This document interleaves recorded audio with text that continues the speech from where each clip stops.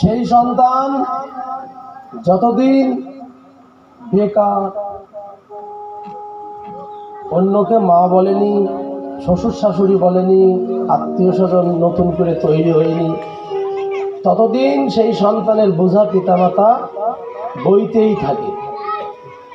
যখনই সে সকার হয়, নতুন আত্মীয় স্বজন হয়ে যায়, তখন থেকে একটু দূরত্ব সবার ক্ষেত্রে, সব ক্ষেত্রে না, তবে হয়।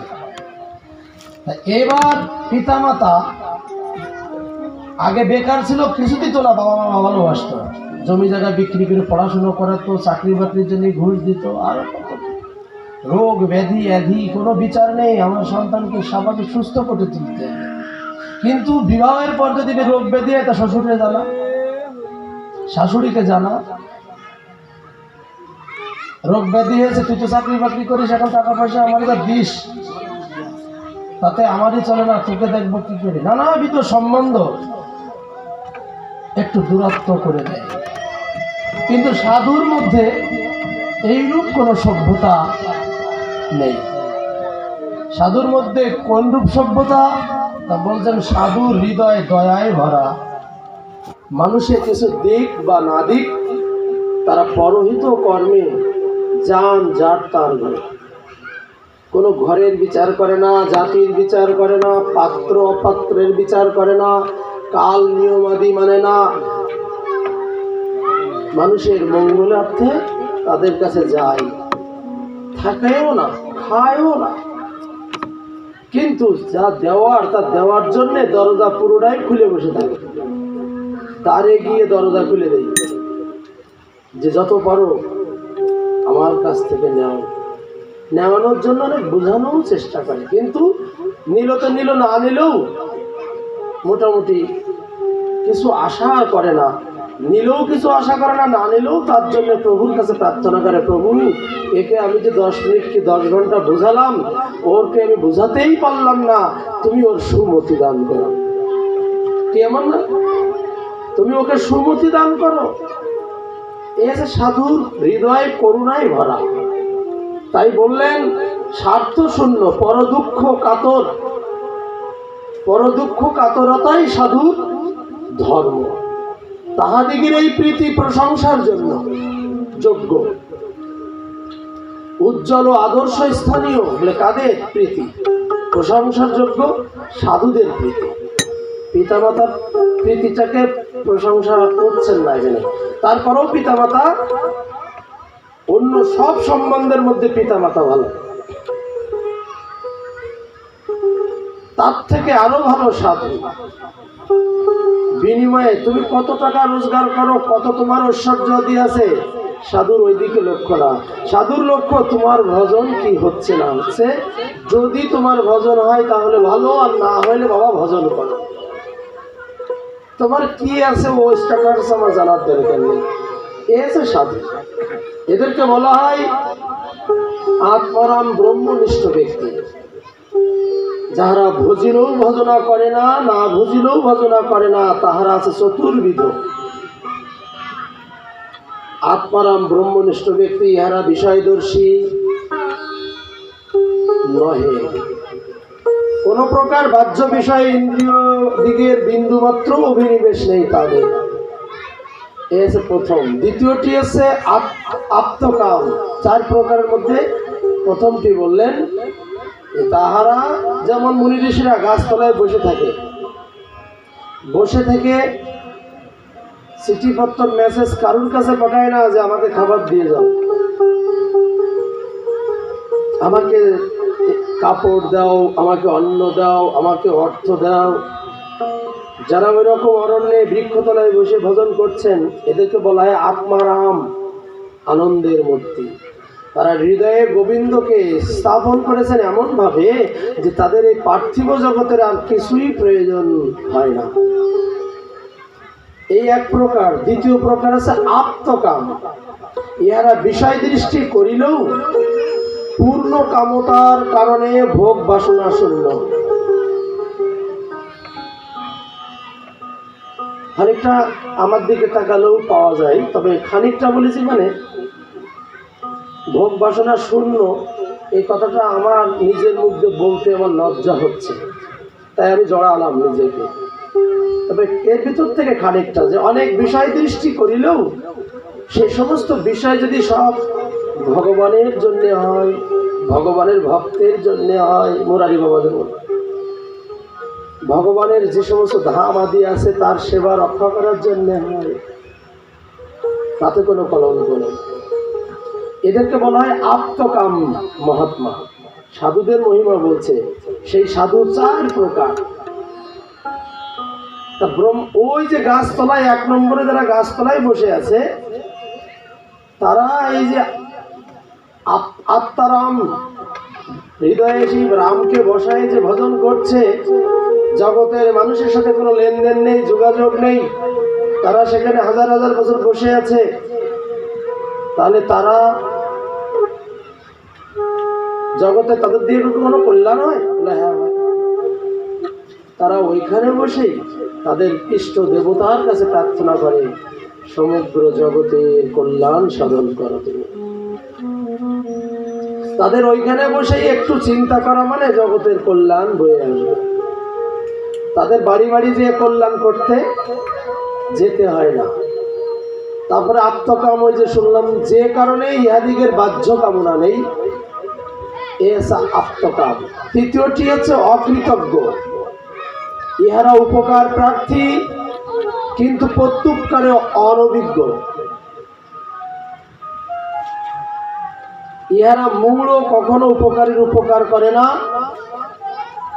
মানে শুধু উপকার নেই কিন্তু বিপদ আপদ দেখলেও তাকে উপকার করে না, এই 1 শ্রেণী। এদেরকে বলে অকৃতজ্ঞ। আর 4র্থ প্রকার আছে গুরুদ্রোহী। ইহারা উপকারীর উপকার কখনোই করে না, পরন্তু ক্ষতি সাধন করে। ইহারা অশেষ দোষে দোষী। ইহাদের ধর্ম, অর্থ, কাম, সৌহার্দ্য বা দয়া অপেক্ষা কিছুই নাই। ধর্ম, অর্থ, সৌহার্দ্য ও দয়া অপেক্ষা কিছুই নাই। সুখদেব গোস্বামীপাদ বললেন, এই রূপে গোপীগণের প্রশ্নের উত্তর দিলেন ভগবান শ্রীকৃষ্ণ। ইহার এই উত্তর দ্বারা গোপীগণ বুঝিলেন যে কৃষ্ণ অকৃতজ্ঞ এবং গুরুদ্রোহী, এবং এই রূপ দ্রোহী ব্যক্তির কি রূপ শাস্তি হওয়া উচিত। তারা এই রকম বুঝেছে, মানে কলা বুঝেছে। ভগবান যেভাবে বুঝাচ্ছেন, উত্তর দিচ্ছেন, এই 4 প্রকারের মধ্যে 2 প্রকারে কৃষ্ণকে বিচার করলেন। তাহলে কি বুঝেছে? কিছুই বুঝিনি। তখন ভগবান বললেন, সেই চিন্তা যখন ওরা করিতেছেন যে ভগবানকে শাস্তি দেওয়া উচিত, উনি অকৃতজ্ঞ, উনি গুরুদ্রোহী, বিধায় ওনাকে সাজা দেওয়া উচিত, এই মানসিকতা যখন গোপীদের হৃদয়ে বা চিত্তে উদয় হয়েছে, সাথে সাথে চতুর্চূড়ামণি ভগবান শ্রীকৃষ্ণ ওদের অন্তরের খবর বুঝে তাহাদিগকে কিছু বলতে শুরু করলেন। হে সখীগণ, তোমরা আমাকে যে পর্যায়ে চিন্তা করিতেছ, আমি কিন্তু সেই পর্যায়ভুক্ত নই। সুখদেব গোস্বামীপাদ বললেন, হে রাজন, ভগবান শ্রীকৃষ্ণ জীব জগতের সকল সময়ের অহেতুক বন্ধু। কোনো হেতু ছাড়াই তিনি মানুষের উপকার করেন, একে বলে অহেতুক বন্ধু। তিনি আত্মারাম হইয়াও ভক্ত প্রেমাধীন। অকৃতজ্ঞ বা দ্রোহীর আচরণ তাহাতে কখনোই সম্ভব নয়। তিনি যখন শত্রুর বিনাশ করেন, তাহাও তার করুণার প্রকাশ। সেই শত্রুকে বিচার করে না, পরন্তু মুক্তি দিয়ে দেয়। ঠিক মহামহা শত্রুকে অন্য কেউ বিনাশ করতে পারছেন না, এমনকি ভগবানকেই কেটে ফেলতে গেছেন। এমন শত্রু ভগবানকেই বিষ খাওয়াতে গেছেন, খাওয়াইছেন, তথাপিও তাকে শত্রুর বিচারে সাজা দেয়নি, তিনি তাদেরকে মুক্তি দিয়ে দিয়েছেন। এটা তাহার করুণার প্রকাশ। অগতির গতি তিনি, তাহার প্রীতি পিতামাতার মতো নহে। পিতামাতার প্রীতিতে পিতামাতার যে প্রীতি আমাদের উপরে, সন্তানাদের উপরে, তাতে যে সম্বন্ধ রূপ উপাধি রইয়াছে, শ্রী ভগবানের প্রীতিতে তাহা নয়। পিতা মাতা সন্তানাদির পরে প্রীতি আছে, কিন্তু সব সন্তানের প্রতি এক প্রকার না। পাত্র, ভালো মন্দ বিচার, কাকে কেমন দেওয়া দরকার, কাকে কেমন ভাবে রাখলে আমার ধর্ম ঠিক হবে, এরকম একটু তারতম্য পার্থক্য থাকে পাত্র বিশেষ গুণ বিচারে। কিন্তু ভগবানের স্বভাবটা ওই রকম না। সাধুগণের প্রীতির সঙ্গে ভগবানের প্রীতির তুলনাও হয় না। আমাদের ভগবান এমন, একটু আগে জগতে যত সম্বন্ধ তার মধ্যে পিতা মাতা সম্বন্ধ ভালো, আর তার থেকে ভালো সম্বন্ধ প্রশংসা করেছেন সাধুগণের। কিন্তু সাধুগণের যে এত প্রশংসা যে সাধুর, তথাপিও সেই সাধুর মতন অন্তরকরণও গোবিন্দের না, আরো ঊর্ধ্বে। সাধুগণ শতগুণ অন্বিত, পর দুঃখে কাতর, কিন্তু ভগবান গুণাতীত। সাধুগণ পরের দুঃখে কাঁদে, কিন্তু ভগবান গুণাতীত। তাই প্রাকৃত জগতের হাসি, প্রাকৃত জগতের কান্না, প্রাকৃত জগতের সুখ, প্রাকৃত জগতের দুঃখ, তাহাতে তাহার কোনো সংযোগ নাই। বলে তাহলে তিনি কে? বলে তিনি দীনবৎসল। প্রত্যেকটা একই বিচারে দেখবেন, প্রত্যেকের প্রতি তার দৃষ্টি সমান। এ আছে আমাদের ভগবান। দীনবৎসল, আত্মবন্ধু, পরম করুণ, সর্বভূতের শরীর তিনি। এইরূপ সকল শাস্ত্রই কীর্তন করছেন। সমস্ত শাস্ত্রে এই কথাই লেখা আছে, ইহাও মিথ্যা নয়। তিনি কেবলমাত্র ভক্তির অধীন, তিনি একটা জায়গায় বদ্ধ, আটকা, ভক্তির দ্বারে আটকা। আমাদের মধ্যে এই জন্যে এই ভক্তিকে সম্বল করতে হয়। এই ভক্তিকে ধরে রাখার জন্য তাকে বলাই, গুরুদেবকে মাথায় রাখা যায়, গোবিন্দকে বুকে রাখা যায়, আর গুরু গোবিন্দের মাঝখানে এই কণ্ঠ, এখানে ভক্তিকে ধরে রাখতে হয়। ভক্তি দেবীকে রাখলেই এই দেহে ভক্তি উৎপন্ন হবে, ভক্তি উত্তর উত্তর বৃদ্ধি পাবে। তাই বললেন তিনি একমাত্র ভক্তির অধীন। পরীক্ষিতকে লক্ষ্য করে সুখদেব গোস্বামী আরো বললেন, হে রাজন, স্বার্থপর, নিঃস্বার্থ পিতৃবধ, নিঃস্বার্থ সাধুবধ, নিঃস্বার্থ আত্মারাম, আত্মকাম, অকৃতজ্ঞ, গুরুদ্রোহী, এগুলো আগে আলোচনা হয়েছে। তো বলছে এর কোনো কিছুর মধ্যেই, কোনো শ্রেণীর মধ্যেই আমি পড়ি না। এ সকল শ্রেণীগুলো জগতের মানুষের মধ্যে খুঁজলে পাওয়া যায়। জগতে যত মানুষ, এই সব গুণ একজনের মধ্যে নেই, কিন্তু এক একজনের মধ্যে এক এক রকম। তো বলছে এগুলো জগতের মানুষের মধ্যে এগুলো গুণ পাওয়া যায়। কি কি? স্বার্থপর একটা গুণ, নিঃস্বার্থপর একটা গুণ, পিতৃবধ একটা গুণ, নিঃস্বার্থ সাধুবধ একটা গুণ, আত্মারাম, আত্মকাম, অকৃতজ্ঞ, গুরুদ্রোহী, এই জাতীয় গুণের মূর্তি শুধু মানুষের মধ্যেই আছে, আমারতে না। আমি সেই জিনিস না। এই সপ্ত শ্রেণীর কোনো না কোনো একটি জগতের সকল মানুষের ভালোবাসা, কিন্তু শ্রী ভগবানের ভালোবাসা ইহাদের মধ্যে কোনোটি নয়। ভগবান আরো বলিলেন, নিরন্তর ধ্যান নিষ্ঠ, খুব মনোযোগ করেন, এবার খুব গুরুত্বপূর্ণ কথা আছে অনেক।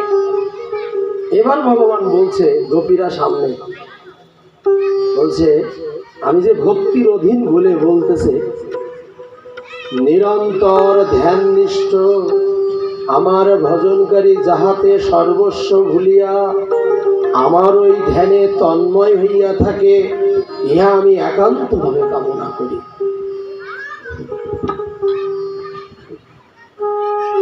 ইহাই আমার একান্ত কামনা। আমি একান্তভাবে ইহাই কামনা করি যে সর্বস্ব ভুলে শুধুমাত্র আমাকে কামনা করবে, আমাকে চিন্তা করবে। এই রকম আমার ভজনকারী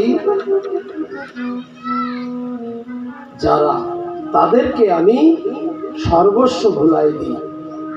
তারা সর্বস্ব ভোলে না। তারা সর্বস্বের মধ্যে থেকে যখন আমার ধ্যান করবে, আমার ভজন করবে, ভজন বলতে সেবা পূজা, অর্চন বন্ধন আদি রান্না বান্না ভোগ লাগানো আরতি এগুলো ভজন।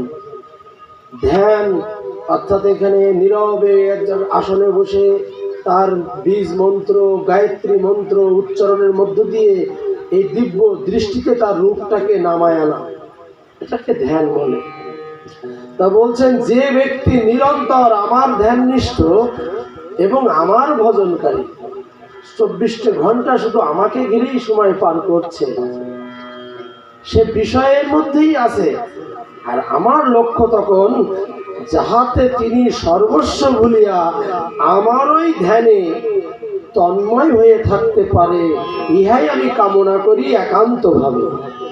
যাহাতে আমাকে লাভের জন্য সেই মানবের উত্তর উৎকণ্ঠা বাড়ে, তাই আমি সহজে তাহাদিগের দৃষ্টিগোচর হই না।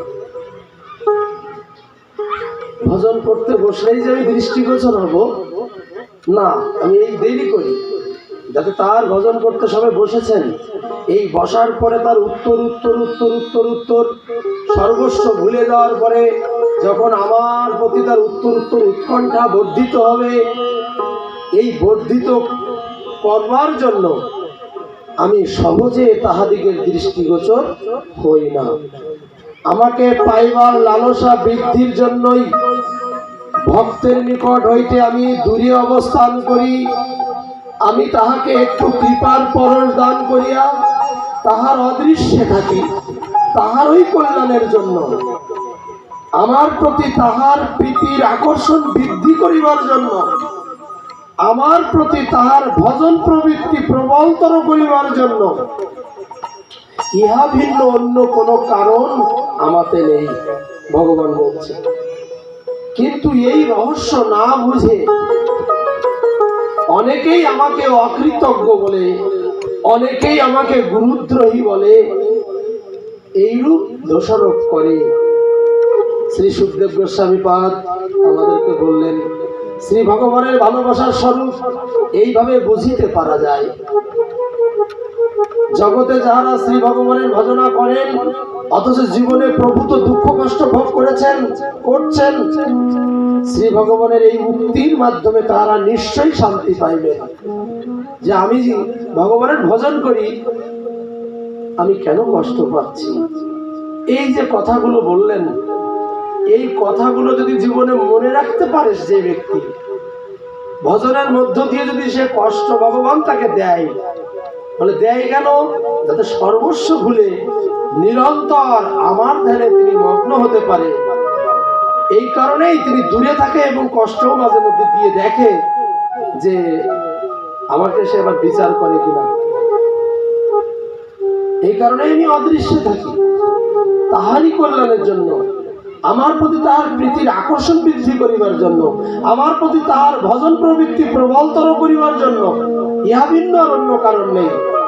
কিন্তু এই রহস্য, এই ভিতরে যে সত্য কথা, সত্য যে প্রসঙ্গ, সত্য যে বিষয়, যে বোঝে না সে আমাকে দোষারোপ করে, আমাকে অকৃতজ্ঞ বলে, গুরুদ্রোহী বলে।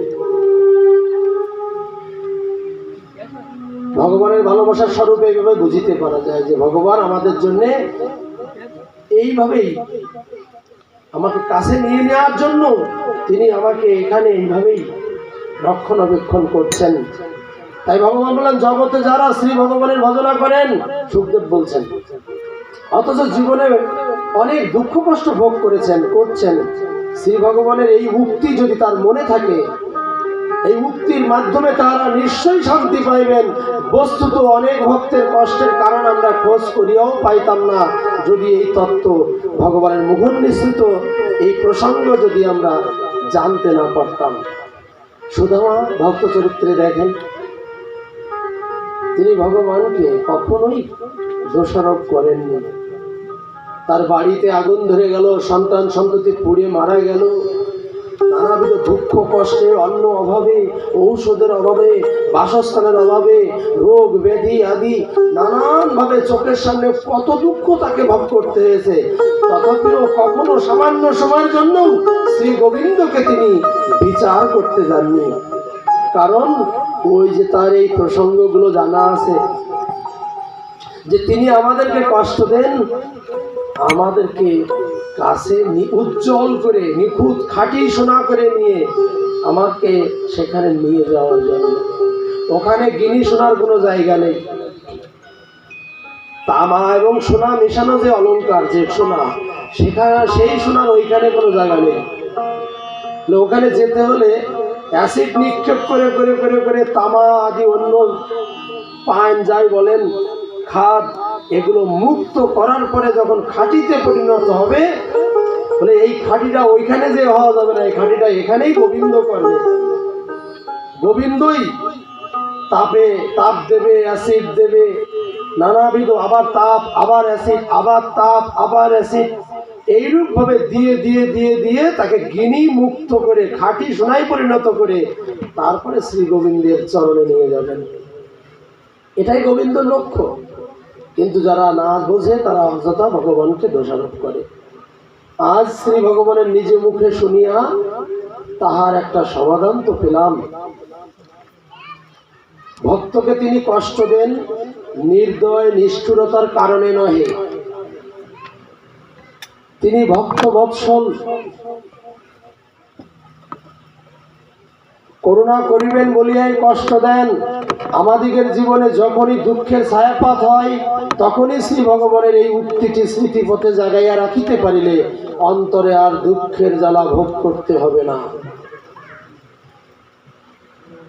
ভাগবতের এই রাস পঞ্চম অধ্যায়ের এই কথাগুলো আমি সহজে তাহাদিগের দৃষ্টিগোচর হইলে তাদের লালসা বৃদ্ধি করার জন্য, তাহাদেরকে আমার কৃপার পরশ দান করাবার জন্য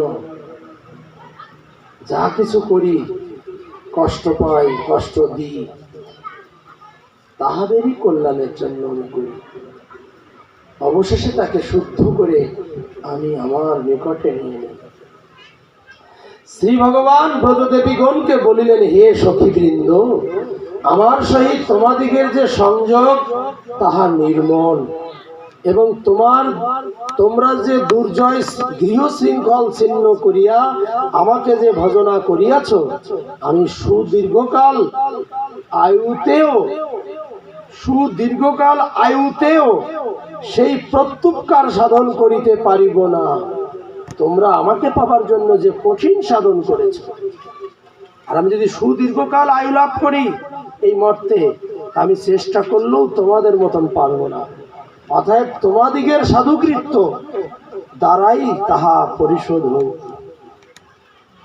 ভগবান বলেন, সুখদেব গোস্বামীপাদ বলছেন, অনন্তর গোপীমণ্ডলে অলঙ্কৃত রাসোৎসব আরম্ভ হইলে যোগেশ্বর শ্রীকৃষ্ণ যোগীগণের গোপীগণের দুই দুই জনের মধ্যে প্রবেশ করিয়া তাহাদিগের কণ্ঠ ধারণ করিলেন। বালক যেমন নিজের প্রতিবিম্বের সহিত ক্রীড়া করে, সেই শ্রী ভগবান এই রূপে গোপীগণের সহিত পরস্পর আলিঙ্গন, কর্দম, প্রণয়, অবলোকন, উদ্দাম, বিলাস ও হাস্য সহকারে ক্রীড়া করিতে লাগিলেন। মহারাজ পরীক্ষিত জিজ্ঞাসা করিলেন, হে ব্রহ্মণ, সুখদেব গোস্বামী, জগদীশ্বর ভগবান শ্রীকৃষ্ণ, খুব খেয়াল করেন আর একটা প্রসঙ্গ।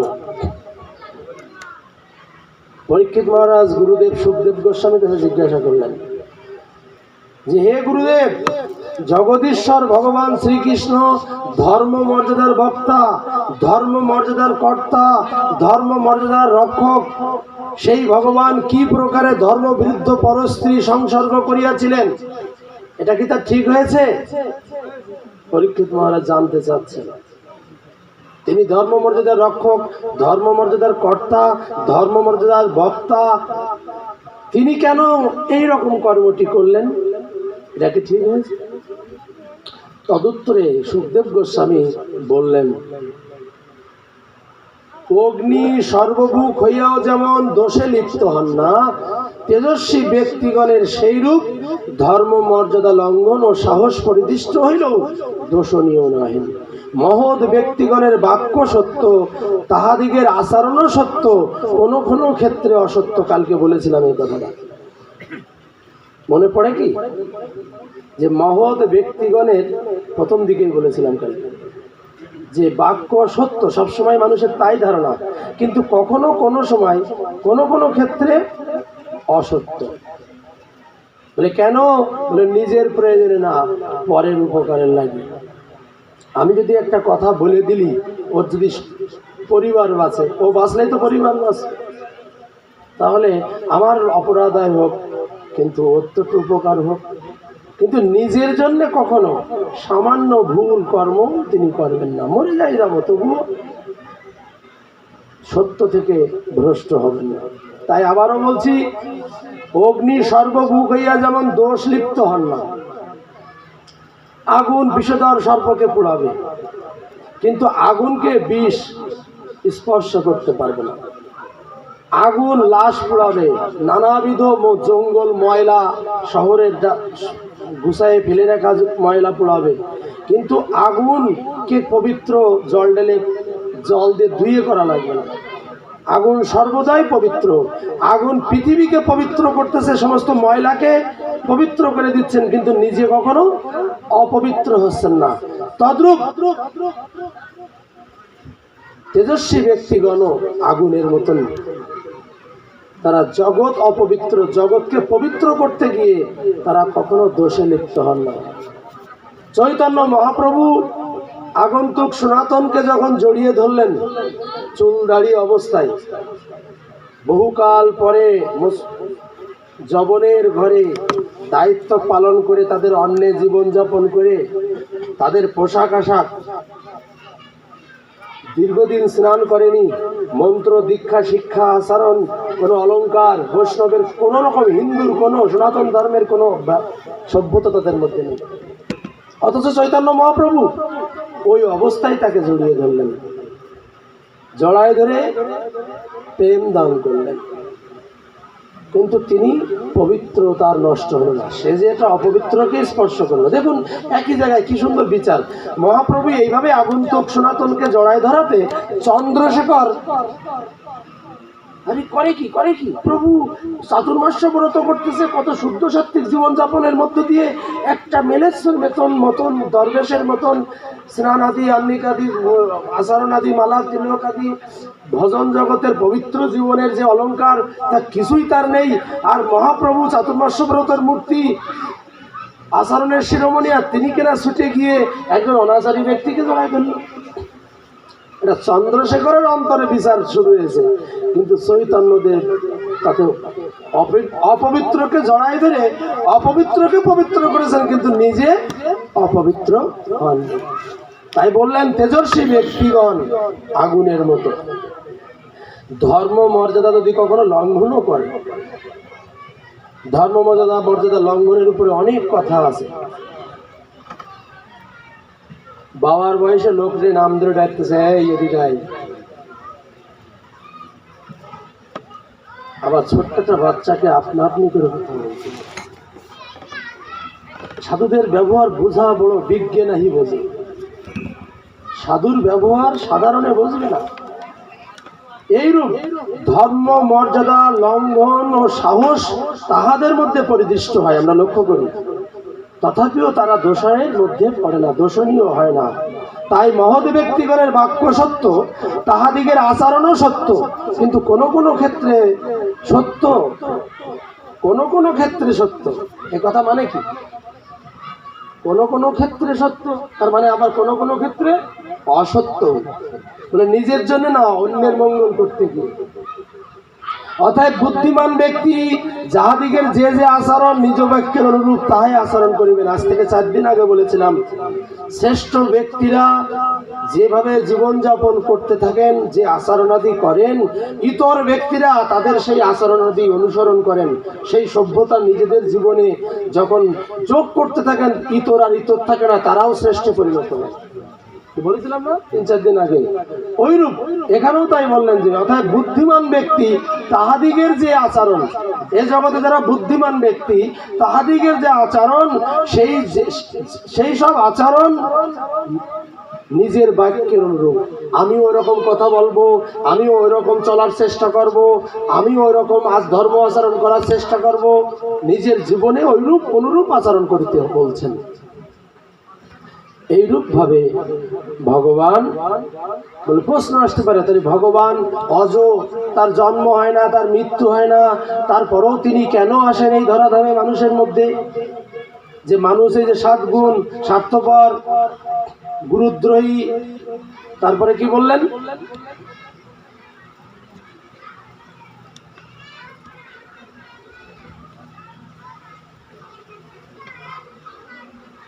অনেকগুলো 7 রকম বললেন, যে অকৃতজ্ঞ, এরকম ভাবে বললেন না?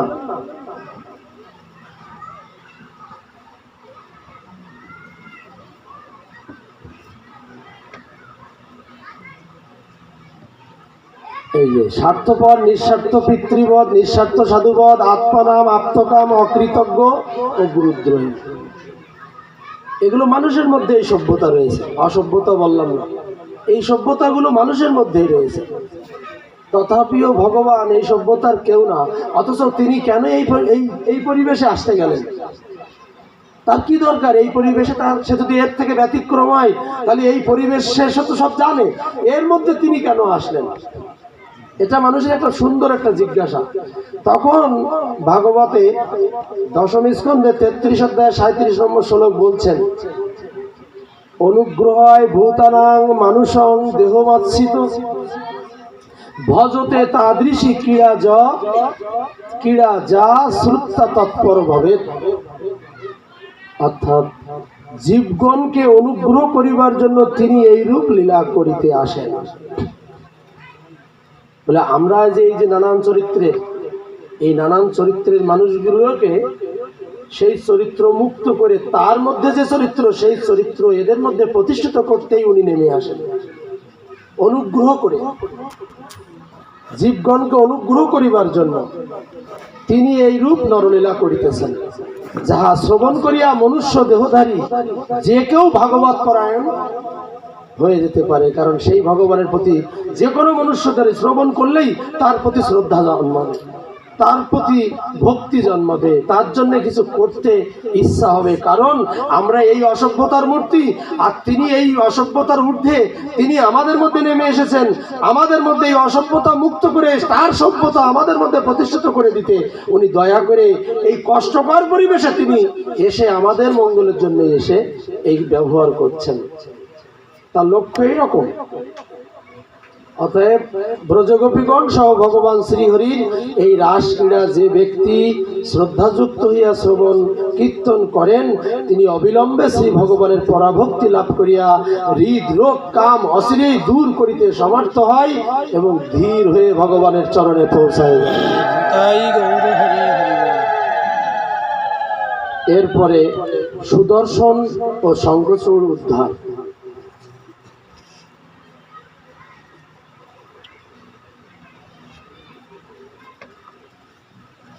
তারপরে কৃষ্ণ বিরোহিনী গোপীগণের গীত।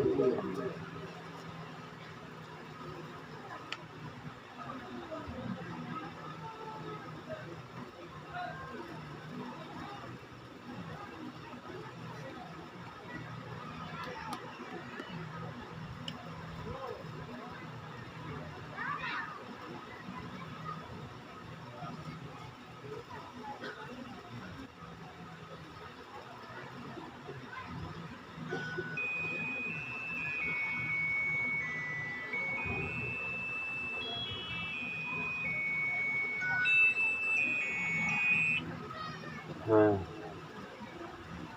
ব্যস্ত পাঠে আছে, বলেন শঙ্কর।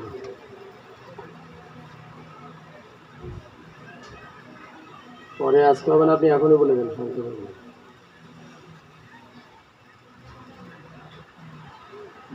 বন্ধ করে দেন।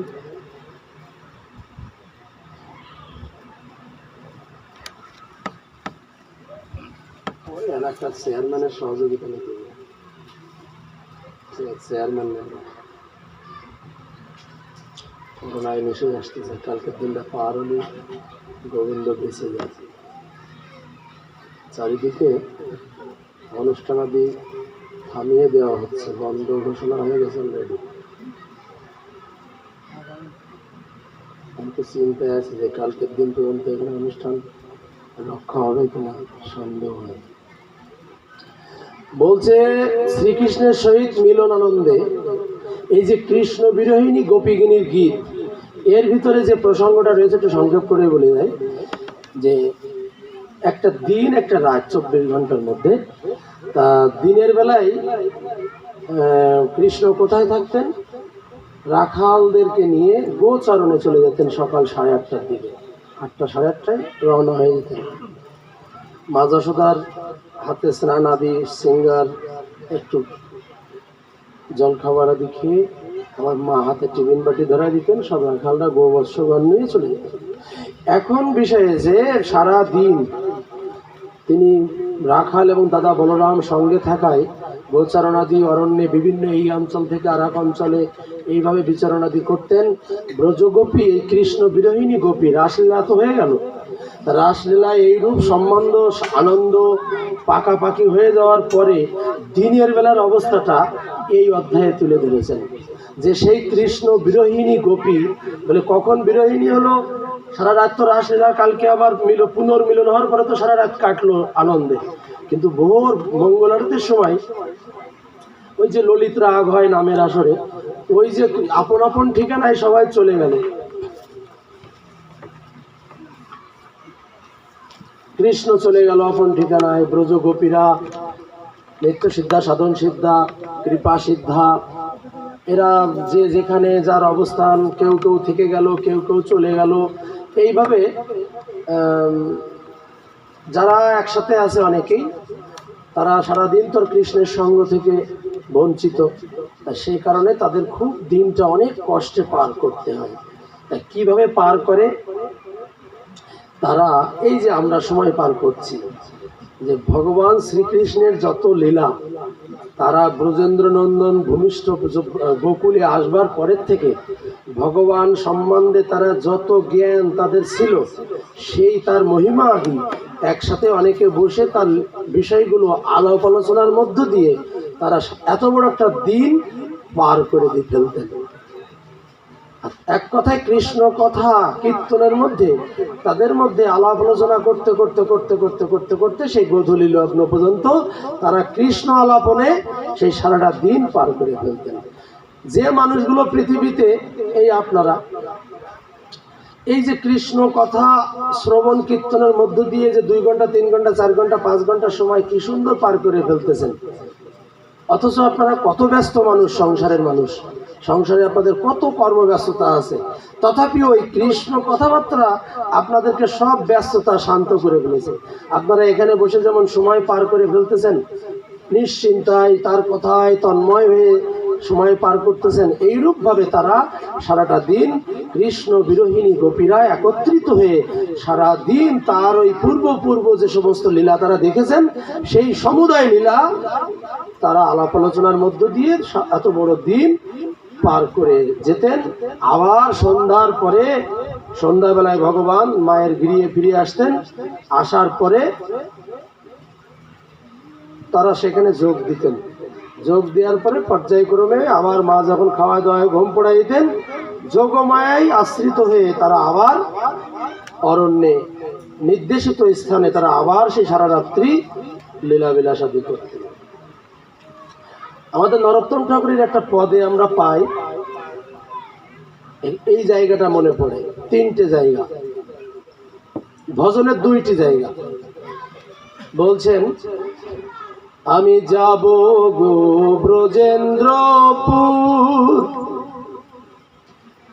হব গো গোপীকার নূপুর, আমি তাদের চরণে মধুর মধুর বাজব গো, হরি বলবো আর মদন মোহন হেরব গো। অর্থাৎ রাতের বেলায় ব্রজগোপীর কাছে কৃষ্ণ থাকে, আর যারা রাতের বেলায় কৃষ্ণ সন্নিধানে পৌঁছাতে চাবেন, তার নিকটে যেতে চাবেন, তার সঙ্গ করতে উৎসাহী, তারা নন্দলায় যে খুঁজলে পাবে না। গোচারণে যে খুঁজলেও পাবে না, গোষ্ঠে যে সারাদিন ছিল যেখানে সেখানে গেলেও পাবে না, নন্দ যশোদার বাড়িতে গেলেও পাবে না। রাত 8:30টার পরে যোগমায়া কৃষ্ণকে, মায়ের খাটে ঘুমায় থাকা কৃষ্ণকে নিয়ে ব্রজগোপী বিরোহিণী গোপীদের মধ্যে স্থাপন করেন। এটা হচ্ছে যোগমায়ের কাজ।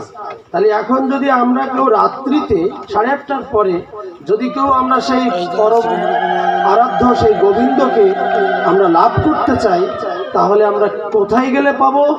ব্রজ গোপীর কাছে গেলে পাবো। কিন্তু ব্রজের গোপীর কাছে যে পৌঁছাই গেলেই পাবো না, পাবার একটা উপায় আছে, যে ব্রজ গোপীর পায়ে আমাদের শরণাগত হতে হবে। তাদের চরণে শরণাগত হওয়ার পরে তাদের যদি কৃপা হয়, তাহলে তাদের সাথে সাথে আমরা গোবিন্দের সান্নিধ্যে থাকতে পারবো।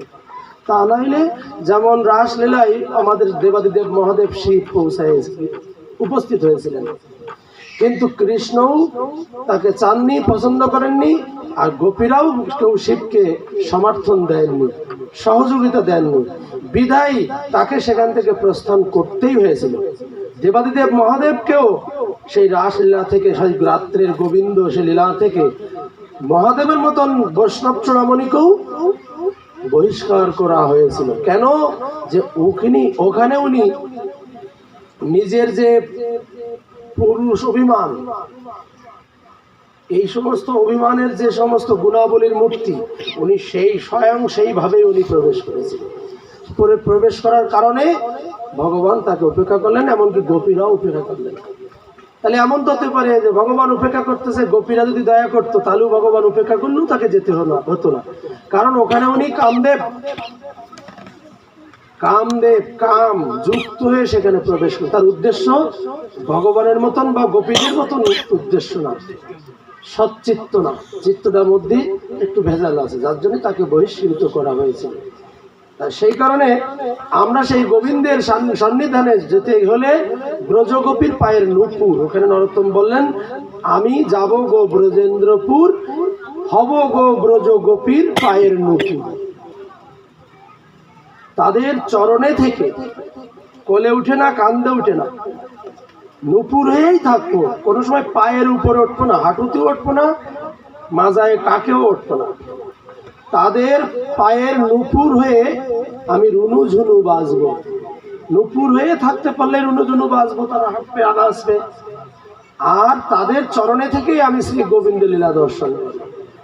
এটা নরোত্তমের অভিপ্রায়, রাতের কৃষ্ণর সাথে সঙ্গ করতে হলে। আর দিনের বেলায় যদি নরোত্তম কৃষ্ণর সাথে সঙ্গ করতে চাই, তাহলে তার দ্বিতীয় পায়রে বলতেছে, বিপিনে বিনোদ খেলা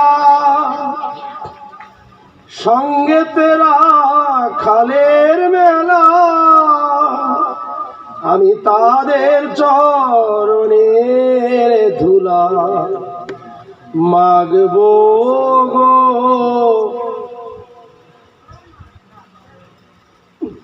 এরকম না, একটুখানি নিয়ে লাগালাম, এরকম না।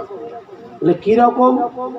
ওই যে গোচারণ রাখালরা যে দৌড়ি করতেছে, গরু নিয়ে খেলাধুলা করতেছে, একটা দুটো পা না তো, লক্ষ লক্ষ পা।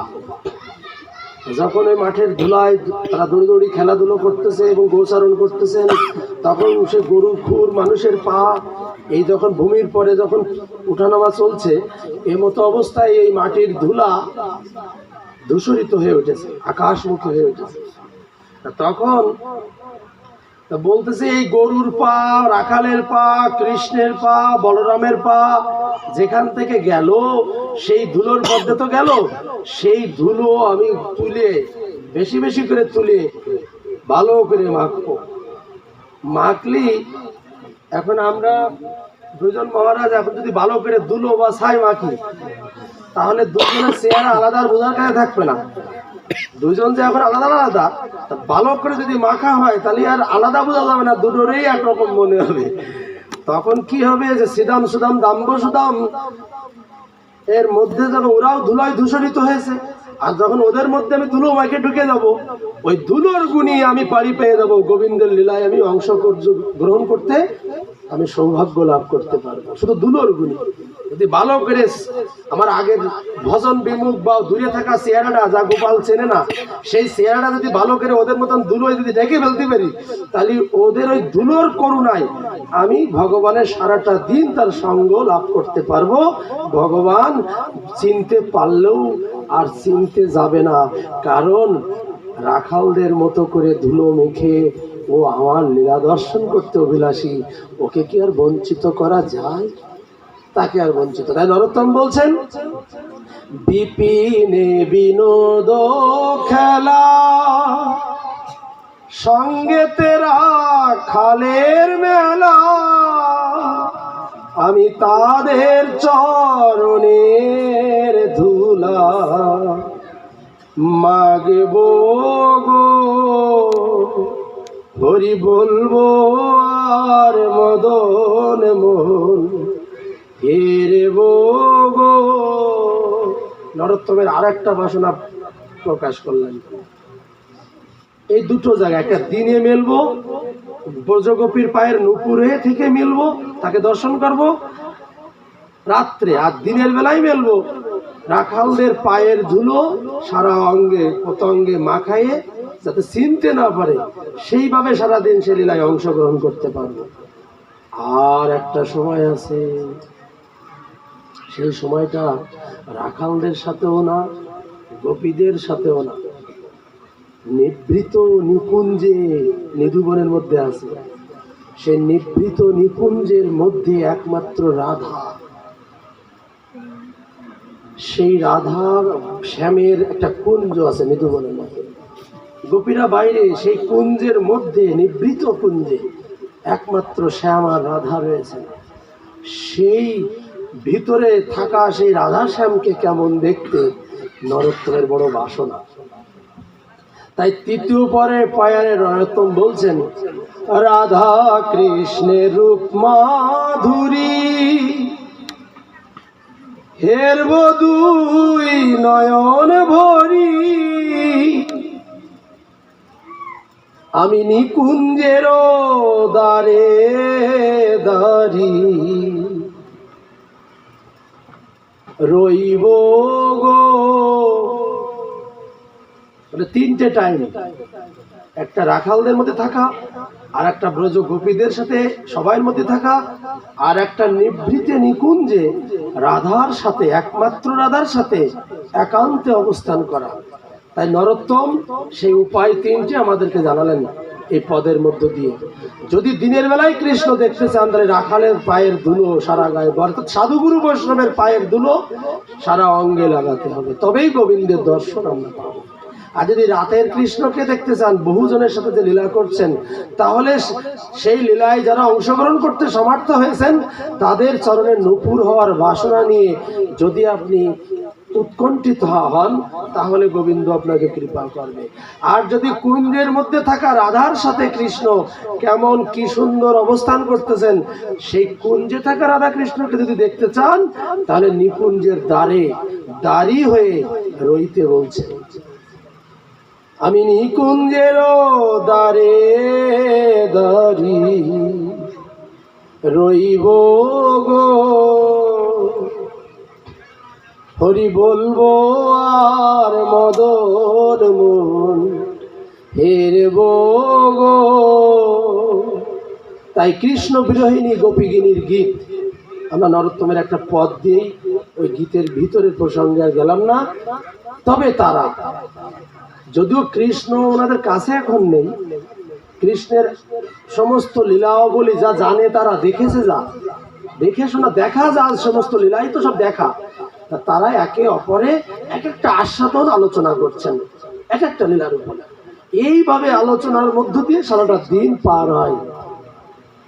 ওর মধ্য দিয়ে মাঝে মধ্যে তারা নন্দের নন্দনকে আবার একটু বিশেষভাবে একটু কাছে দর্শন পাওয়ার জন্য আশা করে।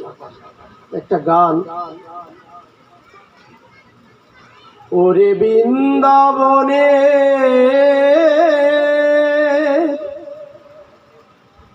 নন্দ দুলাল রাখাল রাজা রে। এখন তো রাখালদের সাথে, এখন তো গোপীদের সাথে না। রাখালিয়া সুরে সুরে বাঁশি বাজায় রে, রাখালিয়ার সুরে সুরে বাঁশি বাজায় রে। ওরে বৃন্দাবনে নন্দ দুলাল রাখাল রাজা রে। ওরে গোপাল বাবা আপনি গান না তুমি গাও। না না প্রভু আমি তো জানি না, আপনি গান আমি ভালো। তোর বিহনে ফোটে না ফুল বৃন্দাবনে, ওরে গোপাল তোর বিহনে ফোটে না ফুল বৃন্দাবনে। অভিসারের মধুবন, অভিসারের মধুবন, মানে রাত্রিতে যেখানে লীলা আদি করেছিল সেখানে দিনের বেলায় কৃষ্ণ নেই বিদায় ফুলও ফুটিনি। সেটা একটা অনুভব করতেছে, কৃষ্ণও নেই, কৃষ্ণের সেই ফুটা ফুলও নেই। তাই বলছে সেই জায়গাকে লক্ষ্য করে অভিসারের এই মধুবন যেমনি সাজারে, রাখালিয়ার সুরে সুরে বাঁশি বাজায় রে। মা যশোদা ডাকছে তোরে ননি চোরায় না ছুটে, মা যশোদা ডাকছে তোরে ননি চোরায় না ছুটে। বইছে রাধার প্রেম যমুনা, বইছে রাধার প্রেম যমুনা, হৃদয় মাঝারে রাখালিয়ার সুরে সুরে বাঁশি বাজায় রে। গোরে বৃন্দাবনে নন্দ দুলাল। এইভাবে এই কৃষ্ণ বিজয়িনী গোপীরা সারাটা দিন পার করতে লাগলেন। এইভাবে তাদের দিনটা পার হতে লাগলো। এইভাবে অধ্যায়টার নাম আছে কৃষ্ণ বিরোহিনী গোপীগণের গীত। হরি কথা আর হরিকে মাঝে মধ্যে তার মধ্যে একটু আশা করা, কারণ ওই লীলা কথা শ্রবণ করে রাধারানী যখন কৃষ্ণ বিরহে যখন নানাবিধ কষ্ট পাচ্ছেন দেখতেছেন, অন্য সখীরা তখন গোপালকে এইভাবে ডাকতেছেন যে আয় রাধারানীর এই কষ্ট দূর করে দিয়ে যায়। তারপরে অরিষ্টাসুর বধ, রাধাকুণ্ড শ্যামকুণ্ডের সৃষ্টি। একদিন মধ্যাহ্নকালে এই গোচারণ করতে করতে গোপাল আবার মধ্যাহ্নকালে ভোজন করতে রাধাকুণ্ডে যায়। সেই রাধাকুণ্ডে সাউন্ড কমাইছেন না জানের টাইম, কিন্তু ইকো আরেকটু কমান সামান্য। সাউন্ড কমে যাক একবারে যাক সমস্যা নেই, কিন্তু ইকো বেশি হলে আমার মন ভালো লাগে না। শুনতে থাকুন হ্যাঁ। তাই মধ্যাহ্নকালীন ভোজনে রাধাকুণ্ডে আসেন। সেখানে তুলসী মহারানী রান্না করে রাখেন, আর রাধারানী বর্ষানা থেকে সূর্য পূজার পারস নিয়ে সূর্য কুণ্ডে এসে সূর্য পূজা সম্পূর্ণ করে ওই পথেই রাধাকুণ্ডে রওনা করেন। রাধাকুণ্ডে এসে শ্যামও ঠিক একই সময়ে পৌঁছান, রাধারানীও একদিক দিয়ে আসেন, এসে ভক্তি মহারানীর সেই গুছায় রাখা, রান্না করে গুছায় রাখা সেই খাদ্য সামগ্রী ভগবানকে রাধারানী তুলে তুলে খাওয়ানো এরকম একটা অন্যান্য দিনের মতন প্রতিদিন চলে। আজকে সেখানে এই খাওয়া দাওয়া অন্যান্য দিনের মতন হলেও একটা ব্যতিক্রম ঘটনা ঘটেছে। কংসের প্রেরিত গরুর অর্থাৎ ষাঁড়ের মতন দেখতে একটা অসুর সেখানে এসে ভগবান কৃষ্ণকে শিং দিয়ে মারতে চেষ্টা করতেছেন। তখন কৃষ্ণ তাকে বুঝেছেন এ তো অসুর, গরু মনে করেননি। কৃষ্ণ তো দেখতে পান সব, কিন্তু অন্যরা তো ওইভাবে দেখিনি, অন্যরা তো গরুই দেখেছে, আর কৃষ্ণ দেখেছে তো অসুর। সেহেতু একে তো বাঁচায় রাখা যাবে না, এত উদ্দেশ্য খারাপ। শিংটা ধরে গরুটা মারা গেল। কৃষ্ণের পাপ লাগলো ওদের সকলের কাছে বিচারে, এদের সকলের বিচারে যে আমরা ব্রজবাসীগণ গোবৎস সেবা করে আমাদের জীবিকা নির্বাহ হয়, আর গরুর দেহে সমস্ত দেবতা, গো সেবাই আমাদের নারায়ণ প্রসন্নতার একটা সেবার ভজনের দিক। আর তুমি আমাদের সেই ইষ্ট দেবের ন্যায় সেই গরুকে তুমি নিজে হাতে হত্যা করলে, যাকে বলে গোহত্যা পাপ লেগেছে তোমার, সেহেতু তোমার সঙ্গ আমরা আর করতে পারছি না, তুমি আমাদেরকে আর ছোবে না। তাহলে উপায় কি? তখন রাধারানী সহ সকল সখীরা একত্রিত হয়ে বললেন, পৃথিবীতে যত তীর্থধাম আছে, তীর্থস্থান আছে, জল রূপে যে তীর্থ, গঙ্গা, যমুনা, সরস্বতী, কাবেরী, এইরকম বলছে সমস্ত তীর্থে গিয়ে তোমাকে স্নান করে আসতে হবে, তারপরে তুমি আমাকে বা আমাদেরকে স্পর্শ করতে পারবে। তখন কৃষ্ণ বুদ্ধি করে বলল, যাতে তো মন চায় না, সবসময় তো কৃষ্ণেরও ইচ্ছায় তাদের সাথে থাকতে, আর ওদেরও ইচ্ছায় কৃষ্ণের কাছে থাকতে, কিন্তু এমন এক পাপ লেগেছে যে তীর্থ স্নান ছাড়া সেই পাপ সত্যি সত্যি মুক্ত হবে না। সিদ্ধান্ত সঠিক আছে যে গোহত্যা পাপ, সমস্ত তীর্থে স্নান না করা পর্যন্ত, স্নান করে ক্ষমা না আসা পর্যন্ত, সব তীর্থেই স্নান, সব তীর্থেই ক্ষমা, এইরূপভাবে গোহত্যারূপ পাপ নষ্ট করা যায়, বিনাশ করা যায়। কিন্তু ভগবানকেও মানুষের কাছে যে বিধান, ভগবান তো ওই জায়গায় ভগবান না, ওই জায়গায় তো মানুষ, নন্দের নন্দন একটা রাজার ছেলে মানুষ, তাকেও সেই পাপ প্রায়শ্চিত্ত করতে হবে। তাই ভগবান বুদ্ধি করে কি করলেন, সখীদেরকে বললেন, দেখো এই তীর্থ যারা, বহু তীর্থ, তারা তো সব এক জায়গায় বাস করে না, পৃথিবীর অনেক জায়গায় তারা অবস্থান করতেছেন। আমি যদি সেই সব জায়গায় যেয়ে স্নান করে ক্ষমা চেয়ে আসতে যাই বা পবিত্র হয়ে আসতে যাই, তাহলে তো বহু কাল লাগবে, তোমরা তো আমার সঙ্গ থেকে বঞ্চিত হবে। ঠিক যে জায়গাটা দুর্বল সেই জায়গায় গা দিলেন, যে তোমরাও তো আমাকে সেই বহুকাল ধরে আমার সঙ্গ আর পাবে না। তার থেকে একটা বুদ্ধি আমার মাথায় এসেছে যে বলি, বলে হ্যাঁ বলো। তা বলছে, যদি ওদেরকে সবাইকে যদি ডেকে এই জায়গায় হাজির করি তাহলে কেমন হয়? বলছে, তা তো কৃষ্ণ ভালো কথা, মানে ওই যে একটা ভয় দিয়ে দিল যে তোমরা বললে ঠিক আছে প্রায়শ্চিত্ত করতে সব জায়গায় যেতে হবে, তা আমি যদি সত্যি সত্যি সেসব জায়গায় যাই আমার পাপ মুক্ত হবে, কিন্তু বহুদিন লাগবে, তোমরা তো আমার সাথে আর মিলতে পারবে না বহুদিন ধরে। তার থেকে একটা বুদ্ধি বলি, তোমরা যদি একমত হও তাহলে তাই করি। তখন তারা খুব খুশি হলেন, তাই করো কৃষ্ণ, তাই করো, ওদের সবাইকে তুমি এখানে ডাকো। তখন কৃষ্ণ একটা পায়ের বৃদ্ধ আঙুল দিয়ে চাপ মেরে ওই বালুকার ওখানে একটা গর্ত করলেন।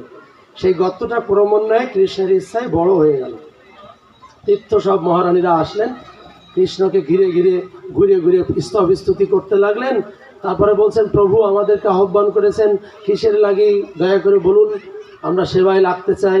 তখন কৃষ্ণ বলল, গোহত্যা পাপ লেগেছে, সব তীর্থে স্নান করলেই পাপ মুক্ত হয়ে যায়, এটাই বিধির বিধান, তাই আমাকে পাপ মুক্ত করে দাও। তোমরা এই সশরীরে আসছো, এই সশরীরের মধ্যে তো স্নান করা যায় না, তোমরা এখন এই সরোবরের মধ্যে তোমরা সব জল হয়ে নামো।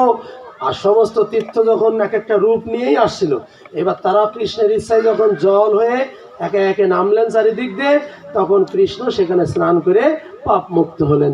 এবার কৃষ্ণ গোপীদেরকে ডাকতেছেন, এই তো এবার পাপ মুক্ত হয়েছি, এবার আসো আমরা জল খেলি, খেলা করি। তখন গোপীরা বলছেন, আরে ওই সরোবরের জলে কৃষ্ণ তোমার সেই পাপ লেগে আছে, আমরা ওই শ্যামকুণ্ডে নামবো না, আমরা একটা কুণ্ড রচনা করব, সেই কুণ্ডে তুমি আসবে। তখন রাধারানীর হাতের কঙ্কন দিয়ে মাটিতে একটা আঘাত করলেন, সেই জায়গাটা আস্তে আস্তে বড় হয়ে গেল। এখন তীর্থ তো সব ওই জায়গায়, জল তো আর কোনো জায়গায় নেই, সবই একটাই। এখন জল কোথার থেকে আনবে? ওখান থেকে 1.5-2 কিলোমিটার দূরে মানুষ গঙ্গা, অর্থাৎ প্রেম সরোবর, না সরি কুসুম সরোবর। এই কুসুম সরোবরে থেকে জল তারা কলসিতে করে সবাই আনতে লাগলেন। আনে এনে শুকনো বালুকার মধ্যে একটা গর্ত করলে সে জায়গায় জল ঢালি থাকে। একবারে ধরেন বহু লোক যে কলসিতে করে ঢালতেছে, তাতে জল খুব একটা বাড়তেছে না, আর একবার আনতে গেল, আসি তাকে তার নেই, আবার গেল, আবার ডাললো, আবার গেল, আবার ডাললো, এই করে করে স্নানের উপযোগী জল সেখানে হলো না। না হওয়ার পরে তারা যখন ঘরমত্ত কলে ভরে অনেক কষ্ট অনুভবও করতেছেন, শ্যাম সুন্দর আবার একটা সুযোগ নিলেন। কি সুযোগ? যে রাধারানী সখী, আমার মাথায় একটা বুদ্ধি আসলো, যে এইভাবে তো তোমাদের অনেক কষ্ট হচ্ছে, তা আমার এই সরোবরে, শ্যামকুণ্ড রূপ সরোবরে তোমাদের নামটা আমি বলতেছি না, তোমরা যদি অনুমতি করো এইটার ওইটা পাশাপাশি মাঝখানে বেড়ি, তা যদি অনুমতি করো তো আমি বেড়ি ফুটো করে বসে চলে আসি। তখন তারা তো এখন হাফেজ হয়ে গেছে, ব্যাপারটা বুঝেছেন তো, মানে আর পাইতেছে না, সব শেষ, চেষ্টা সব শেষ, জল আর বাড়াতে পারিনি, হাফেজ মানে সব মুখস্থ হয়ে গেলে যাওয়া আর পড়া লাগে না। তখন বললো তা ভালো বুদ্ধি, তাহলে ফুটো করেই চলে আসো। আর ফুটো করে কৃষ্ণ গেল, তা ফুটো করে গেলে কি শুধু কৃষ্ণ যাবে? তখন তো জলও সাথে চলে যাবে। তখন আর জল আসার দোষ গোপীরা ধরলেন না। তখন তারা সেই রাধাকুণ্ড নামে সেখানে সেই জল কৃষ্ণের সাথে প্রবেশ করলো, গোপীরা দোষ না ধরে সেখানে স্নানাদি করলো। এইভাবে অরিষ্টাসুর বধ এবং রাধাকুণ্ড শ্যামকুণ্ডের সৃষ্টি হলো। সেখান থেকে এই রাধাকুণ্ড শ্যামকুণ্ড দুটোর জলই সর্বতীর্থ। পৃথিবীতে যত তীর্থস্থান আছে, সমস্ত গঙ্গা যমুনা সরস্বতী যত নামের তীর্থ আছে, সব তীর্থের জল ওই রাধাকুণ্ড শ্যামকুণ্ডের মধ্যেই আছে। অতএব মানুষ সব তীর্থ স্নান করার যদি কারোর লক্ষ্য হয়, কারোর ইচ্ছা হয়, তাহলে কমপক্ষে রাধাকুণ্ড বা শ্যামকুণ্ডে স্নান করলেই তার সকল তীর্থ স্নানের পুণ্য সে লাভ করতে পারবে। এবার আমরা চলে যাই কংসের প্রতি নারদের উপদেশ। নারদ আর সহ্য করতে পারতেছে না কৃষ্ণের এই সভ্য ব্যবহার। কৃষ্ণের সভ্য ব্যবহার কি? যে কৃষ্ণ জানে যে কংসই সব অসুরগুলো তারে মারার জন্য পাঠাচ্ছে, কিন্তু কৃষ্ণ কি করে? অসুরগুলোরে মারে, কিন্তু কংসরে কিছুই কয় না, কারণ মামা তো এত ব্যাপার আছে। তাই নারদ কিন্তু আর সহ্য করতে পারতেছে না। তাই নারদ একসময় বুদ্ধি আটলেন যে আমি কংসের কাছে যাই, যে কংসরে বোঝাবো যে কংস, তুমি এতকাল যত অস্ত্র নিক্ষেপ করলে সব অস্ত্র আর ফেরত আসলো না। তার মানে যত তোমার শরীর শক্তিশালী মানে অসুর ছিল, সব অসুরগুলোই নিক্ষেপ করেছো কৃষ্ণকে মারার জন্য, কিন্তু কোন একটা অসুর তোমার ঘরে ফিরে আসলো না। তুমি আস্তে আস্তে দুর্বল হয়ে যাচ্ছ।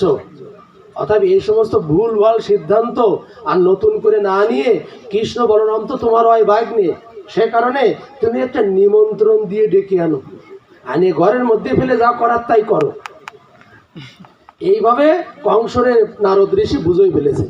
আর কংস দেখলো যে নারদ তো সত্যি আমার মঙ্গল চাই, আমি শুধু শুধু এই বোমা অস্ত্রপাতি সব নষ্ট করলাম, সব মরে গেল, ওই জায়গায় যে কেউ ফিরল না, সব বিনাশ হয়ে গেল, আমি এখন দুর্বল, অযথা এই জাতীয় আর ক্ষেপণাস্ত্র বেশি আর নিক্ষেপ করার মতো নেই, তাহলে নারদই আমার উপকার চাই। তখন নারদের পরামর্শ অনুসারে কৃষ্ণকে নিমন্ত্রণ পাঠালেন ভাগ্নের সম্বন্ধে, যে কি সেখানে ধনুর যজ্ঞ হবে, এই ধনুর যজ্ঞের ভাগ্নেদেরকে নিমন্ত্রণ করা হলো। ভাগ্নেদের কাছে এবার নারদ কংসরে বুঝেই রেখে মাথাটা মোটামুটি সাফ করে কাজে লাগাই দিয়ে এবার চলে গেল কৃষ্ণের কাছে। নারদ কৃষ্ণের কাছে যে বলতেছে, প্রভু তোমার ধৈর্য সহ্য আছে, কিন্তু আমি আর ধৈর্য সহ্য পারতেছি না সহ্য করতে, আমার অত সহ্য নেই, আমি ধৈর্য ধরতে পারতেছি না। বলে কি? তা বললে আমি সব ব্যবস্থা করে রেখে আসি। বলে কেন, কি করে আসলে? তা বলতেছে যে কংস তোমার নেমন্তন্ন করতে পাঠাবে না, তুমি না কবা না। কি বললেন? বলছে তুমি কিন্তু কৃষ্ণ না বলবে না, কংস তোমাকে নিমন্ত্রণ পাঠাইলে তুমি হ্যাঁ বলে দেবে। পিতামা তুমি যদিও সব জানো, আমি তোমাকে ঘটনাটা বলি, আর তাছাড়াও তুমি জানো তখন নারদের মূল উদ্দেশ্য যে কৃষ্ণ বলরাম কংসের প্রাসাদের মধ্যে ঢোকার পরেও যদি কংস যখন দুর্বৃত্তের ব্যবহার করবে, সরাসরি যখন দুর্ব্যবহার করবে, এতদিন কংসর কিছু কৃষ্ণ করতে পারেনি, কারণ কংস নিজে কখনো কৃষ্ণের কাছে আসেনি, তাই কৃষ্ণ কংসের কোনো ক্ষতি করতে পারেনি। কিন্তু এখন ডাইকে ঢুকে নিয়ে যখন মন্দ বুদ্ধি ব্যবহার করবে, তখন কৃষ্ণ রেগে যাবে, আর রেগে যেই ব্যবস্থা করে দেবে। এটা আছে নারদের লক্ষ্য, যে ডাকায় ঢুকায় নিয়ে আসে, মানে যাতে কৃষ্ণ বলরামের মাথাটা গরম হয়, আর সাথে সাথে কৃষ্ণ বলরাম জঙ্গল সাফ করে ফেলবে। এটা আছে নারদের পলিসি। তাই কৃষ্ণ বলরামটা যে বলতেছে, আমি এই জাতীয় নকশা আঁকায় রেখে আছি, নিমন্ত্রণ খুব তাড়াতাড়ি আসবে না, তুমি কিন্তু তোমরা না বলবে না, আর বাবা মা তোমাদেরকে যেতে দিতে চাবে না, কিন্তু বাবা মারে বুঝতেই দিবা না যে ভিতরের নকশাটা আমাদের মধ্যে কি হয়ে আছে। এমনি বলবা মামার বাড়ি যাচ্ছি, যাবো আর আসবো, কি আজ যাব কাল আসবো, মামার বাড়ি অনুষ্ঠানে যাচ্ছি, কিন্তু মূল লক্ষ্য আছে কংস বিনাশ। এইভাবে কংস শুধু ভাগ্নের নেমন্তন্ন করতে পাঠায়নি, অক্রূরকেও কংসকে আনতে পাঠাইছেন, নেমন্তন্ন সহ আনতেও পাঠাইছেন।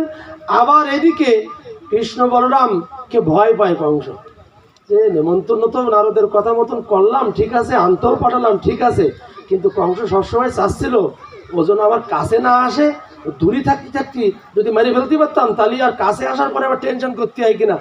তাই কি করলেন, আনতেও পাঠাইছেন, নেমন্তন্নও পাঠাইছেন, আবার এদিকে কেশী দত্ত আর বোমাসুরকেও পাঠাইছেন, যাতে অক্রূর আনতে না পারে, তার আগেই যাতে এরা দুইজন যায় নিতাই গৌর করে দেয়।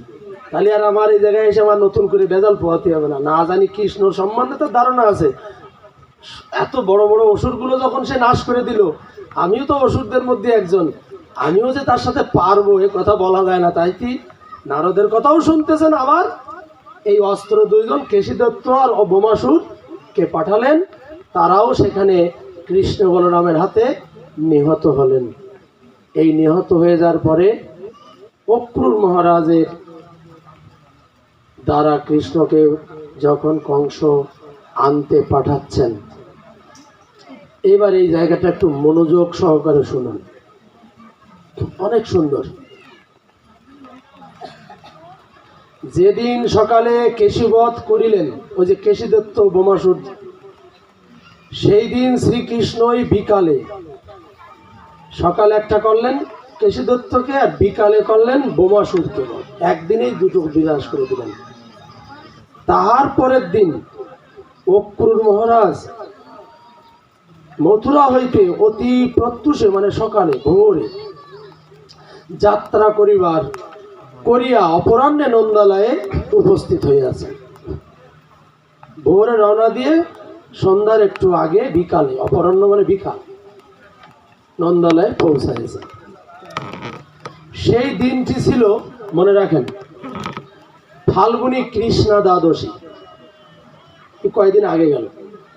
একাদশীর পালন না করিয়াই, আমরা তো একাদশী করিয়া শুধু টাইম দেখি, পালনের টাইমে পালন করতে হবে, কিন্তু অক্রূর মহারাজ পালন করতে আর ব্যস্ত নেই। বলে পালন যে কারণে মানুষ করে, সেটা হচ্ছে গোবিন্দকে পাওয়ার জন্য। অক্রূর মহারাজ বুঝ করেছে যে আজকে তো সাক্ষাৎ আমি সেই গোবিন্দের কাছেই যাচ্ছি, অর্থাৎ পালনের সময় নষ্ট না করে আমি একটু আগে ভাগেই বেরোই পড়ি। পালন তো সূর্য উদয়ের পরে টাইম থাকে, কিন্তু এ আগেই বেরোই পড়েছে। তাই সেই একাদশীর পালন না করিয়াই অক্রূর মহারাজ সে কৃষ্ণ বলরামের উদ্দেশ্যে যাত্রা করিয়াছেন। আর সকল সময় অক্রূর মহারাজ চিন্তা করিতেছেন যে কতক্ষণে বৃন্দাবনে পৌঁছাবো, কতক্ষণে বৃন্দাবনে পৌঁছাবো, মানে দেরি সহ্য হচ্ছে না, কৃষ্ণকে দর্শন করিব, কতক্ষণে পৌঁছাবো আর কতক্ষণে আমি কৃষ্ণ বলরামকে দর্শন করিব। মনে মনে এইরকমই শুধু বলিতেছেন। আমি এমন কি সৎকার্য করিয়াছিলাম, এখান থেকে আরো মনোযোগ করুন। এই পথে চলতেছেন, আর অক্রূর মহারাজ উনি নিজেকে চিন্তা করছেন যে আমি, অক্রূর মহারাজ ভাবছেন যে আমি এমন কি সৎকর্ম করিয়াছিলাম, এমন কি তপস্যা করিয়াছিলাম, বা এমন কি যোগ্য পাত্রে দান করিয়াছিলাম যাহাতে আজ আমি শ্রীকৃষ্ণ বলরামকে দর্শন করিতে পারিব। ইনি ভাবে খুঁজে পাচ্ছেন না যে এই জাতীয় ভজনের মাধ্যমে তো ভগবানকে দর্শন পাওয়া যায়, কিন্তু সেই জাতীয় কর্ম উনি কখনো এই রূপভাবে করেছে তা ওনার মনে পড়তেছে না। আবার বললেন অবশ্যই ওনার মনে পড়েছে, আমি তো এরকম কোনো কর্ম করেছি আমার মনে পড়ে না। তাহলে কি করে এই সৌভাগ্য আমার হতে যাচ্ছে? নিশ্চয়ই সদ্গুরুর করুণায়। ওনারও তো গুরুদেব ছিল। তা বলছে আমি কৃষ্ণ বলরামকে সাক্ষাৎ দর্শন করব, তার কাছে পৌঁছাবো, পৌঁছাতে গেলে যে ভজন পুণ্য লাগে সেগুলো তো আমার জীবনে নেই। কারণ আমি কৃষ্ণ বিরোধী, কংসের আলয়ে, কংসের রাজপ্রাসাদে, কংসের আদেশে আমি একজন কর্মচারী, তার কাজ করি কংসের আন্ডারে। অতএব কংসের আন্ডারে কাজ করে, কংসের প্রাসাদে বসবাস করে সেখানে তো কৃষ্ণ ভজন করা যায় না। তাহলে ওনার মনে পড়তেছে না যে যে যে কর্মের দ্বারা তাকে পাওয়া যায় সে কর্ম তো আমি করিনি, তারপরেও আমি পাইতে যাচ্ছি, এ নিশ্চয়ই আমার সদ্গুরুর করুণাতেই। তাই সদ্গুরুর করুণায় অজ্ঞানতার অন্ধকার কাটিলেই ভগবত দর্শন লাভ হয়। এবার বলেন, বুঝেছেন তো? যে মানুষ জীবনে বুঝে বা না বুঝে একবার সদ্গুরুর চরণে পৌঁছাতে পেরেছেন, সেই সদ্গুরুর করুণায় অন্ধকার কেটে যায়। আর অন্ধকার কেটে গেলেই, অন্ধকার মানে মায়া দূর হয়ে যায়, আর মায়া দূর হয়ে গেলে, মায়া মুক্ত হয়ে যাওয়ার পরে তিনি ভগবত দর্শন লাভ করতে সমর্থ হন। এটা হচ্ছে সরল অর্থ। এটা কে ভাবতেছেন? অক্রূর মহারাজ, কংসের কর্মচারী। বলছে আমি হীন কংসের অনুগ্রহে, খুব খেয়াল করে শুনবেন, আবারও বলছি, ভুল করলেই অনেক সুন্দর কথা জীবনের থেকে মাইনাস হয়ে যাবে। অক্রূর মহারাজ ভাবছেন আমি সারাটা জীবন হীন কংসের অনুগ্রহে গমন করিতেছি, তার সঙ্গ করিতেছি, তার আদেশে কর্ম করিতেছি, অসতের সঙ্গ সর্বদা ত্যায্য। কিন্তু কেবলমাত্র একটি মাত্র ক্ষেত্রে অসতের সঙ্গ ত্যাগ করা উচিত নয়। এই কথাটা বোঝার দরকার। অক্রূর মহারাজ বিচার করলেন যে আমি কংসের মানুষ, নন্দ বাবার না, কৃষ্ণর না, কিন্তু সারাটা জীবন কংসের দাসত্ব করেছি, অথচ আজ সেই কংসই আমাকে কৃষ্ণ বলরামকে আনতে পাঠাচ্ছেন। অতএব কংস অসৎ হলেও এই কংসের সঙ্গ ত্যাগ করাটা ঠিক আছে। বুঝেননি যে অসতের সঙ্গ ত্যাগ করা সর্বদাই উচিত, কিন্তু কোন কোন ক্ষেত্রে অসতের সঙ্গ আবার ত্যাগ করা উচিত না। যদি সেই অসতের সেবা করে, অসতের সঙ্গ করে, অসৎকে আমি সেবা করেছি, আমি অসৎ না, আমি অসৎকে সেবা করেছি, আমি অসতের সঙ্গ করেছি, এই সেবা সঙ্গের মধ্য দিয়ে যদি ওই অসৎ ব্যক্তি আমাকে ভগবান দর্শন করতে সুযোগ করে দেই, সেই কারণে সেই মহিমায় তার সঙ্গ ত্যাগ করা উচিত নয়। ব্যাপারটা বুঝেছেন? ধরে নিলাম গোবিন্দ এই গ্রামে একটা অসৎ মানুষ, সবার দৃষ্টিতে সেই বিচারের পাত্র। ধরে নিলাম আমরা সবাই তাই বিচার করি, কিন্তু গোবিন্দর সঙ্গ ত্যাগ করেছি তাকে বিচার করে। কিন্তু আবার ত্যাগ করা যাবে না যে গোবিন্দকে যদি ধরে রাখি তাহলে বছরে একবার দুইবার এরকম সাধু সঙ্গের সুযোগ হবে, ভগবানের কথামৃত শ্রবণের সুযোগ হবে। অতএব সে অসৎ হলেও তার সঙ্গ ত্যাগ করা উচিত হবে না। এটা ভবিষ্যৎ আছে না, ভালো কিছু পাওয়ার সুযোগ রয়েছে না। এইরূপ আমিও অসৎ, কিন্তু আমার যে অসৎ যে সভ্যতা, অসৎ যে স্বভাব, এখানে বসার পরে তো, এখানে আসার পরে তো আমি কারোর সাথে সেই অসৎ ব্যবহার করছি না। বলে কি ব্যবহার আমার মধ্যে? বলে ভগবত বিষয়ক ব্যবহার। সেহেতু আপনারা ভালো করে জানেন আমি অসৎ, তথাপিও আমার মুখে আমার সঙ্গ করতে বসে আমার কাছ থেকে ভগবানের প্রসঙ্গ ছাড়া তো অন্য কোনো প্রসঙ্গ আপনাদের শুনতে হচ্ছে না। সেই হেতু কোনো কোনো ক্ষেত্রে অসতের সঙ্গ ত্যাগ করা উচিত নয়। কিন্তু এই প্রসঙ্গ শেষ হয়ে যাওয়ার পরে আমি যে অসৎ, আপনি আমার সঙ্গ ত্যাগ করুন, কিন্তু আবার ত্যাগ না করলেও আপনার লস হবে না যদি আপনি সঙ্গটা ধরে রাখেন। ধরেন আপনি আমার সাথেই আমার রাত্রি আমি যেখানে ঘুমালাম সেখানেই গেলেন, বলে কি জন্য গেলেন গোসাই, এখানে আপনি নেই, তাই আপনার না থাকলে তো আর ভাগবত কথা শুনতে পাচ্ছি না, তাই আপনার এখানে আপনি চলে গেলেই ভাগবত কথা শেষ।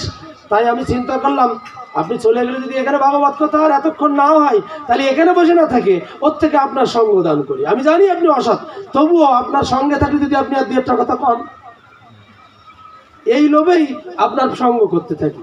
এই জন্য অসৎ জেনেও কোন লোভে সঙ্গ করব, যদি উনি এখানে যেমন 3 ঘন্টা 4 ঘন্টা বলে যাচ্ছে, তো যদি আর 18 ঘন্টা সঙ্গ করার পরে যদি অত না বলে, যদি আর কিছু বলে, আবার আপনি যখন বলতে আসবেন আমি আবার আপনার সাথে সাথে আসবো। তাহলে এই একটা লক্ষ্যে অসতের সঙ্গ ত্যাগ করা উচিত নয়, যদি অসতের সঙ্গ প্রভাবে ভগবত দর্শন লাভের সুযোগ হয়, লাভ হয়। তাই বললেন সুখদেব গোস্বামী, কি বলছেন, হে মহারাজ পরীক্ষিত, মহামতি অক্রূরের মনকে এই রকম ভাবে যে কত রকম চিন্তা অর্থাৎ ভাবনা তার ভিতরে অধিকার লাভ করেছেন। অক্রূর মহারাজ যে কত আকাশ পাতাল ভাবতেছেন, আমি কংসের আলয়ে জীবনযাপন করি, কখনো কৃষ্ণ ভজন করতে পারি না, এখানে করলে তো আমার বরদান হবে। তারপরেও উনি কিন্তু কৃষ্ণ ভজন করেন। বলে কিভাবে করেন, বলে গোপনে করেন, সঙ্গ বাহ্যিক ভাবে করেন না। লোক দেখাতে গেলেই তো কংস চাকরি নট করে দেবে অথবা মারে ফেলবে।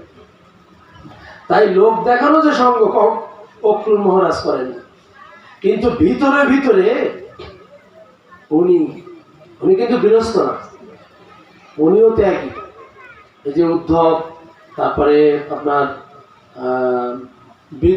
বিদুর মহারাজ, এই অক্রূরকে মহারাজ কেন বলা হচ্ছে? মহারাজ তাকেই বলা হয় যিনি মুক্তজীব, এক কথায় সন্ন্যাসী। বিষয়ের সাথে সম্বন্ধ ভাগবত বিষয়ের সাথে সম্বন্ধ, ভগবানকে ঘিরে যে বিষয় সেই বিষয়ের সাথে সম্বন্ধ। তা এখন কি করতেন উনি কংসের সাথে থেকে?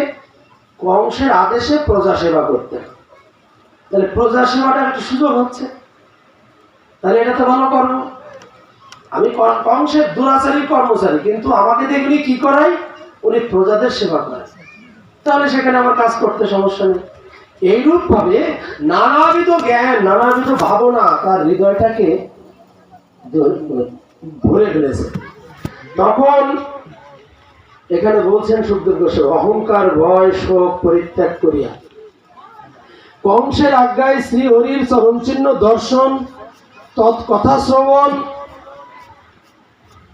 শ্রবণ দ্বারা অক্রূরের যে ভক্তিভাব প্রকাশিত হইয়াছিল, দেহি জীব মাত্রেরই ইহাই পুরুষার্থ। পঞ্চম পুরুষার্থ একটা শব্দ আছে, 5টা শব্দ, 5 প্রকার জায়গা দেখায়। তার মধ্যে চতুর্থ পুরুষার্থ আছে না? চতুর্থ পুরুষার্থ ধর্ম অর্থ কাম মোক্ষ, একে পুরুষার্থ বলে। ধর্মও পুরুষার্থ, কামও পুরুষার্থ, অর্থও পুরুষার্থ, মোক্ষও পুরুষার্থ, কিন্তু তার প্রশংসা হয়নি। পঞ্চম পুরুষার্থ প্রেম। এবার আর একটা পুরুষার্থ যোগ হয়েছে, সেটা কি? প্রেম, ভক্তি।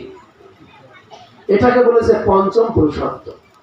তাই এখানে অক্রূর মহারাজ বিচার করলেন যে দেহি জীব মাত্রেরই ইহাই পুরুষার্থ, যে সারা জীবন আমি যে জীবন যাপনই করি না কেন, আজকে ভগবানের সান্নিধ্যে যাওয়ার সৌভাগ্য আমি লাভ করেছি, তাকে দর্শন করব, তার মুখে তার কত কথা আমি শুনব, সাধুর মুখে আজ না, আজকে সাক্ষাৎ ভগবানের মুখে কথা শুনব, তার সঙ্গ করব।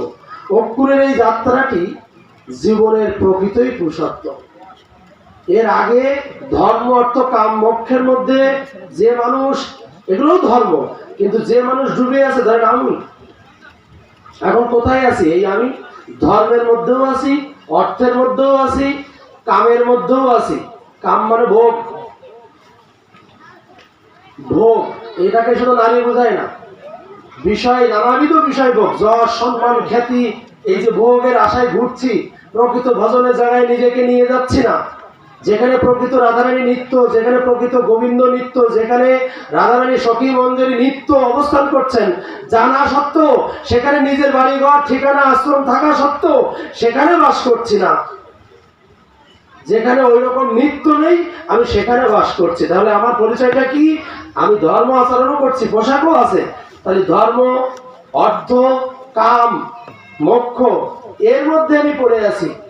কিন্তু এর প্রশংসা হবে না যতক্ষণ না পর্যন্ত শ্রী গোবিন্দের চরণ সান্নিধ্যে আমি নিজেকে যোগ করে না দিতে পারছি। এটাই হলো মানুষের পুরুষত্ব।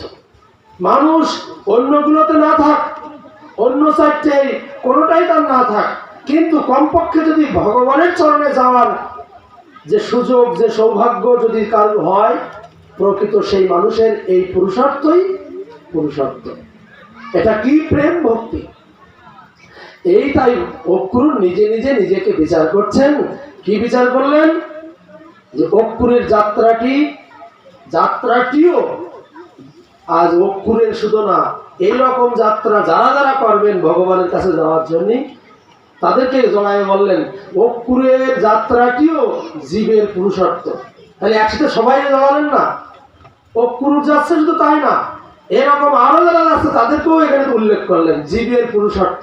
যে জীব এইরূপ ভাবে ভগবান দর্শনের জন্য ছুটে যায়, ভগবানের সঙ্গের জন্য ছুটে যায়, ভগবানের মুখে কথামৃত শোনার জন্য ছুটে যায়, প্রকৃত সেই জীবেরই পুরুষত্ব। অক্রুর যাত্রা করিয়াছেন কংসালয় হইতে কোথায়? নন্দালয়ে পৌঁছাইছেন। সকল জীবের জন্ম কংসালয়ে। আমরা সবাই কংসালয়ে জন্মগ্রহণ করেছি। এই যেখানে জন্মগ্রহণ করেছি সেখানে গোবিন্দ নেই।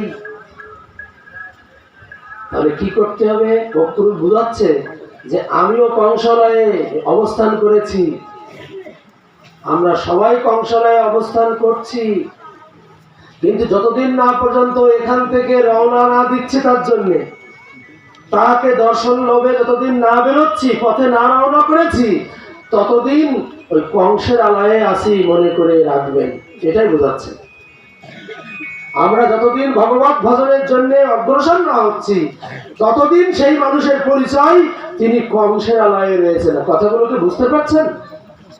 অসুবিধা হচ্ছে না তো? আমি কিন্তু ট্যুর বইয়ের মতন বানান করে করে বোঝাচ্ছি।